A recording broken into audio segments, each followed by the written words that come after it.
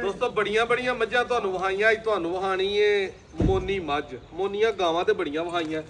ਤਾਰੀਖ ਦੋਸਤੋ ਅੱਜ ਹੋ ਗਈ ਏ 14 ਤਾਰੀਖ, ਤੀਸਰਾ ਮਹੀਨਾ 2026 ਹਫਤੇ ਦਾ ਦਿਨ। ਝੋਟੀ ਦੇ ਕੋਲ ਅੱਲਾ ਦੇ ਫਜ਼ਲ ਦੇ ਨਾਲ 18 ਕਿਲੋ ਉਹ ਦੁੱਧ ਦੇ, ਜਿਹੜਾ ਕੋਈ ਬੰਦਾ 2 ਟਾਈਮ ਕੱਢ ਕੇ ਆਏ। 9 ਕਿਲੋ ਉਸ ਟਾਈਮ, 9 ਕਿਲੋ ਉਸ ਟਾਈਮ ਠੰਡਾ ਕਰਕੇ ਚੋਏ, ਫਿਰ ਇਹਨੂੰ ਖੜੇ ਕੱਟਾ ਇਹਦੇ ਪਿੱਛੇ ਵੇ। ਸਾਨੂੰ ਤੇ ਬੜੀ ਸੋਹਣੀ ਲੱਗਦੀ ਹੈ। ਤੁਸੀਂ ਹੁਣ ਕਮੈਂਟਾਂ 'ਚ ਦੱਸਣਾ ਕਿ ਸੋਹਣੀ ਲੱਗਦੀ ਹੈ ਤੁਹਾਨੂੰ ਕਿ ਨਹੀਂ ਲੱਗਦੀ। ਹੋਰ ਫਿਰ ਕੇ ਅੱਗੋਂ ਇਹਦਾ ਮੈਂ ਸ਼ੌਕ ਕਰਵਾਨਾ ਭਾਈ ਉਰਾ ਆਹ ਬਾਊ।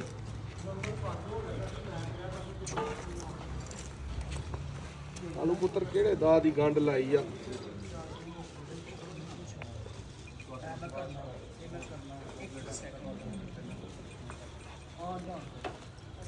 ਲਿਆ ਇੱਧਰ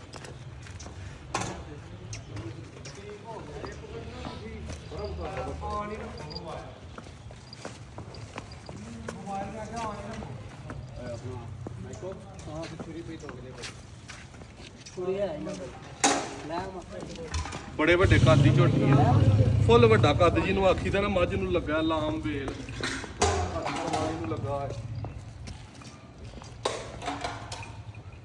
ਲਿਬਾਸ ਦੀ, ਕੱਦ ਦੀ, ਥਣ ਚੱਡੇ ਦੀ, ਪੂਰਾ ਲਾਟੂ ਤੇ ਬਾਹਰੀ ਥਣ ਚੱਡਾ ਜਿਹਨੂੰ ਆਖੀ ਦਾ ਨਾ।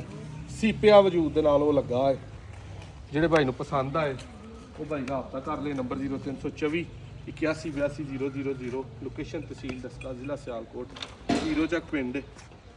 ਰੇਟ ਇਹਦਾ ਜਿਹੜਾ ਫਾਈਨਲ ਹੈ ਭਾਈਆਂ ਕੋ ਲੈਣਾ 12.5 ਲੱਖ।